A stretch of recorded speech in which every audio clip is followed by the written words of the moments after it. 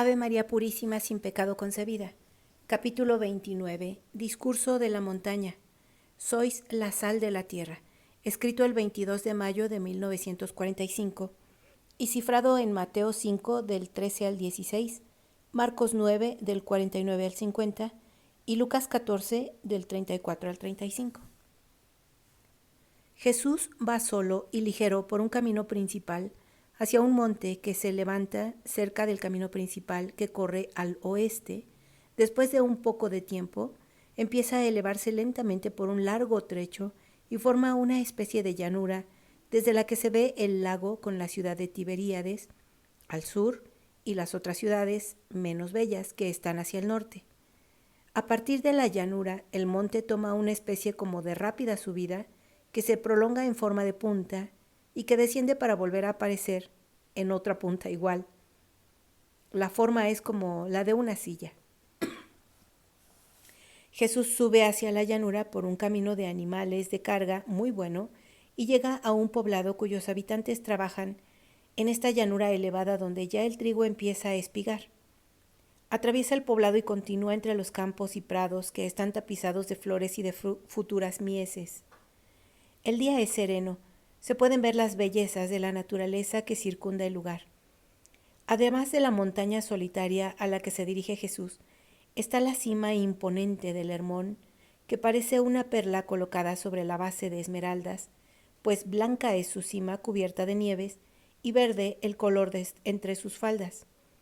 Además del lago y entre él y el Hermón está la llanura verde, donde se encuentra el lago Merón, que en realidad no se ve de esta parte, y luego otros montes que se dirigen hacia el lago de Tiberíades al lado occidental, y más allá del lago todavía hay montes que se esfuman en lontananza y hermosas llanuras. Al sur, además del camino principal, creo que las colinas ocultan Nazaret. Cuando más se sube, tanto más la vista alcanza a ver mejor. No veo lo que hay en la parte occidental porque el monte hace de pared. Al primero que encuentra Jesús es al apóstol Felipe, que parece hacer de centinela.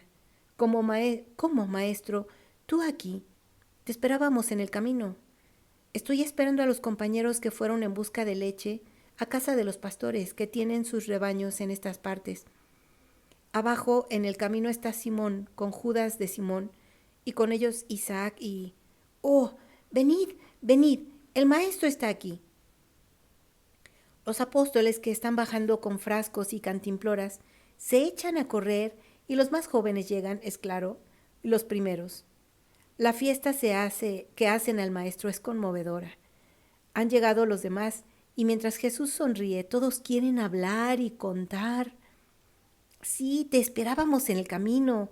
Habíamos pensado que ni siquiera hoy vendrías. Hay mucha gente, ¿sabes? Estábamos muy embarazados porque hay escribas y hasta discípulos de Gamaliel. Sí, Señor, nos abandonaste exactamente en el momento preciso. No he tenido tanto miedo como en ese instante. Ni por juego me lo vuelvas a hacer. Pedro se lamenta y Jesús sonriendo le pregunta, ¿os ha pasado alguna desgracia? Oh, no, al contrario. Oh, maestro mío, pero no sabes. ¿Qué habló Juan? Parece como si tú hubieses estado hablando en él. Nosotros estábamos perdidos. Este muchacho que solo hace un año no sabía más que echar las redes. ¡Oh! Pedro todavía está admirado y sacude al sonriente Juan, que está callado. Mirad si es posible que este muchacho haya dicho tales palabras con esa boca de sonrisa. Parecía Salomón. También Simón habló bien, señor mío. Ha sido la cabeza, dice Juan. Ya lo creo. Me puso ahí, pero dicen que hablé bien. Así será. Yo no lo sé. Porque entre la admiración por lo que había dicho Juan y el miedo de hablar en medio de tanta gente y de hacerte pasar un mal papel, estaba yo con la cabeza quién sabe dónde. ¿Hacerme pasar a mí un mal papel? Tú eras el que hablas y el mal papel lo hubieras hecho tú, Simón, le dice Jesús en son de guasa. Oh, si era por mí, nada me importaba. No quería que se burlasen de ti por haber tomado a un pedazo de alcornoque por discípulo tuyo. Jesús muere de alegría al ver la humildad y el amor de Pedro. ¿Y los demás? También se lo te habló bien, pero él, todos lo saben. Este ha sido la sorpresa. Bueno, desde que estuvimos en la oración el muchacho parece estar siempre con el alma en el cielo. Es verdad, es verdad. Todos asienten a las palabras de Pedro y luego se meten a contar lo sucedido. Y sabes, entre los discípulos ahora hay dos que según palabras de Judas de Simón son muy importantes. Judas está muy ocupado. En- Conoce a muchos de ellos. Él sabe atraerlos y le gusta hablar. Habla bien, pero la gente prefiere oír a Simón, a tus hermanos y sobre todo a este muchacho. Ayer un hombre me dijo, habla bien este joven. Era Judas el que estaba hablando, pero lo prefiero a él. Oh, pobrecito, preferirme a mí, que no sé más que decir 4 palabras. Pero, ¿por qué has venido aquí? En lugar de encuentro era el camino y allá hemos estado, el lugar del encuentro. Porque sabía que aquí os encontraría, por eso vine. Ahora escuchad, bajad y decid a los otros que vengan, también a los discípulos conocidos, y que hoy no venga la gente, quiero hablaros a vosotros solos. Entonces es mejor esperar hasta la tarde. Cuando llega el crepúsculo, la gente se va por los poblados cercanos y regresa al día siguiente en espera tuya. Si no, ¿quién los detiene? Está bien, haced así. Os espero allá en la cima. La noche no es fría, podemos dormir al descubierto. Donde quieras, maestro, basta con que estés con nosotros. Los discípulos se van y Jesús continúa subiendo hasta la cima. Es la que vi el año pasado al final del discurso de la montaña y donde fue el primer encuentro con la Magdalena. El panorama en el crepúsculo que ha empezado se hace más extenso. Jesús se sienta en una piedra, se entrega a la meditación y así continúa hasta que las pisadas de los apóstoles le advierten de su llegada. La noche está ya cerca, pero en aquella altura el sol se deja ver todavía más, trayendo perfume de hierbas y de flores. Y el de los lirios del monte es muy fuerte. Los altos tallos de los narcisos sacuden sus estrellas y sus botones como si pidiesen el rocío. Jesús se pone de pie y saluda como habitualmente lo hace. La paz sea con vosotros. Son muchos los discípulos que han subido con los apóstoles. Isaac, con su sonrisa de asceta en su delgada cara, los capitanea. Todos se arremolinan alrededor de Jesús, que está saludando de modo particular a Judas Iscariote y a Simón Celote. He querido que todos estuvieseis conmigo para estar algunas horas juntos y para hablaros en privado. Tengo que deciros algo para prepararos siempre mejor a la misión. Comamos y luego hablaremos, y mientras durmáis, vuestra alma continuará saboreando la doctrina. Termina la parca cena y luego se acercan a Jesús, que está sentado sobre una gran piedra. Son alrededor de 100, o tal vez más, entre discípulos y apóstoles. Una corona de caras atentas que la llama de 2 hogueras esclarece de modo extraño, y Jesús habla despacio. Sus ademanes son tranquilos. Su rostro parece más blanco, al emerger como de su vestido azul oscuro, y al rayo de la nueva luna que desciende exactamente donde está. Una luna en forma de coma, un rayo de luz que acaricia al Padre del cielo y de la tierra. He querido que estuvieseis solos aquí porque sois mis amigos. Después de la primera prueba que hicieron los 12, os llamé a vosotros para alargar el círculo de discípulos activos y para oír de vosotros las primeras reacciones que habréis tenido al recibir instrucciones de ellos y como continuadores míos. Sé que todo ha estado bien. Yo sostenía con la oración las almas de los apóstoles que habían salido de ella con una fuerza nueva en la inteligencia y corazón. Una fuerza que no les viene de un estudio humano, sino de un completo abandono en Dios. Los que han dado más son los que se olvidaron más de sí mismos. Olvidarse a sí mismo es una cosa difícil. El hombre está hecho de recuerdos, y los que gritan más son los recuerdos del propio yo. Es menester distinguir entre el yo y el yo. Existe el yo del alma, que se acuerda de Dios y de su origen, y existe el yo inferior de la carne, que se acuerda de miles de exigencias que se refieren a sí misma, y a las voces forman coro, vencen si el espíritu no está fuerte. Vencen la voz solitaria del espíritu, que se acuerda de su nobleza del Hijo de Dios. Por esta razón, para ser perfectos como discípulos, es necesario saber y olvidarse a sí mismo de todos los recuerdos, exigencias y reflexiones del yo humano. En el primer experimento a que se sujetaron mis 12, los que dieron más fueron los que más se olvidaron de sí. Se olvidaron no solo de su pasado, sino de su personalidad limitada. Se olvidaron de lo que eran y se unieron de tal manera con Dios que no tuvieron nada que temer. Nada. ¿Por qué la arrogancia de algunos? Porque se acordaron de sus escrúpulos habituales, de sus consideraciones diarias, de sus prevenciones frecuentes. ¿Por qué otros fueron lacónicos? Porque se acordaron de su incapacidad doctrinal y temen representar un mal papel y hacérmelo pasar a mí. Porque otros dieron muestras más victoriosas, más vistosas. Porque se acordaron de su habitual soberbia, de sus deseos de querer figurar, de ser aplaudidos, de sobresalir, de ser alguna cosa. En fin, ¿por qué otros de improviso mostraron una oratoria de rabinos segura, persuasiva, como de vencedores? Porque estos, y estos solos, supieron acordarse de Dios. Igual cosa hicieron los que hasta ahora humildes y que han tratado de pasar inadvertidos, cuando se presentó el momento, supieron portarse con la dignidad del primado que se les dio y que no quisieron ejercitarla por temor de presunción. Las 3 primeras categorías se acordaron de su yo inferior, las 2 últimas del yo superior, y no tuvieron miedo. Sintieron a Dios consigo, a Dios en sí, y no temieron. Oh, santo atrevimiento que emana del hecho de estar con Dios. Así pues, escuchad todos vosotros, apóstoles y discípulos.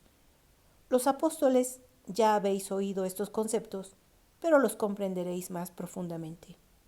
Los discípulos o no los habéis escuchado o tan solo en fragmentos. Es necesario que los esculpáis en el corazón. Tanto más tendré necesidad de vosotros, cuanto más aumente la grey de Cristo. El mundo os atacará cada vez, según crezcan en él los lobos que me ataquen y ataquen la grey. Quiero poneros en la mano armas con que defendáis la doctrina y mi grey. Lo que es suficiente a la grey, no lo es a vosotros, pastorcitos. Si las ovejas pueden cometer errores, romeando hierbas que les hacen la sangre amarga, que las enloquecen, no podéis cometer los mismos errores porque llevaríais la grey a la ruina. Pensad que donde hay un pastor ídolo, parecen las ovejas o con el veneno o con el asalto de los lobos. Perecen las ovejas, o con el veneno o con el asalto de los lobos. Sed la sal de la tierra y la luz del mundo. Si fallaseis en vuestra misión, os convertiríais en una sal insípida e inútil. Ninguna cosa os podría devolver el sabor, porque la fuerza de la sal que os regalo la perdisteis al lavarla con las aguas insípidas y sucias de la humanidad. La endulzasteis con el dulzor corrompido de los sentidos. Mezclasteis con la sal pura de Dios desperdicios y desperdicios de soberbia, avaricia, gula, lujuria, ira, pereza, de modo que cada granito de sal se convierte en una que contiene los 7 vicios. Vuestra sal no es más que una mezcla de piedrecitas que pierde el sabor de ella, de piedrecitas que rechinan entre los dientes y que dejan un sabor en la boca de tierra y que quitan el sabor a la comida. Para nada sirve esa sal, a no ser para que se la tire y se la pisotee. cuánta gente no podrá pisotear así a los hombres de Dios? Estos, al no servir ya, no para nada, ni para cosas buenas, ni para celestiales, serán tan solo desperdicios. Vosotros sois la luz del mundo. Sois como esta cima que fue la última donde brilló el sol y es la primera en bañarse con la luz de la luna. Quien se encuentre en un puesto alto, brilla, y los ojos, aunque no quieran, habrá veces que se posen en él. Puedo decir que el ojo material, que frecuentemente se le llama espejo del alma, refleja el ansia de ella. Ansia muchas veces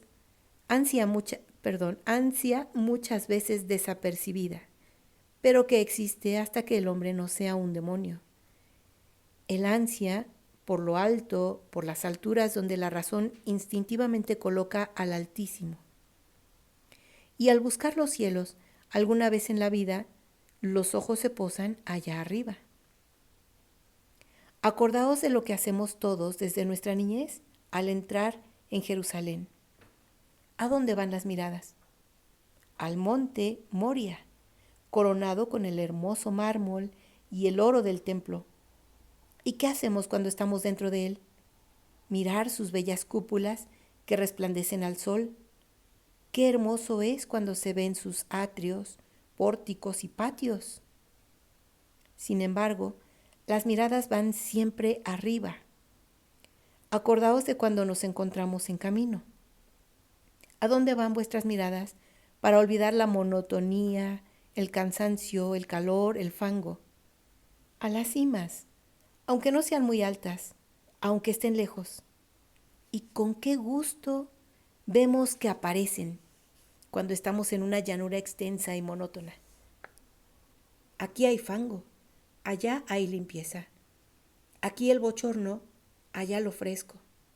Aquí los ojos no abarcan mucho, allá está la amplitud. Y con solo mirar las cimas, el día nos parece menos caliente, menos sucio el fango, menos triste el caminar. Si además en la cima hay una ciudad, entonces no hay ojos que no la admiren. Se puede añadir que un lugar de poca importancia se embellece si está sobre una cima de una montaña. Por esta razón, en la verdadera y en las falsas regiones se construyen los templos lo más posible en alto, y si no hay colina o monte donde se quiere construirlo, se levanta un gran pedestal de piedra para que sobre él se coloque. ¿Por qué esto? Porque se quiere que el templo sea visto, para que al verlo el pensamiento se eleve a Dios.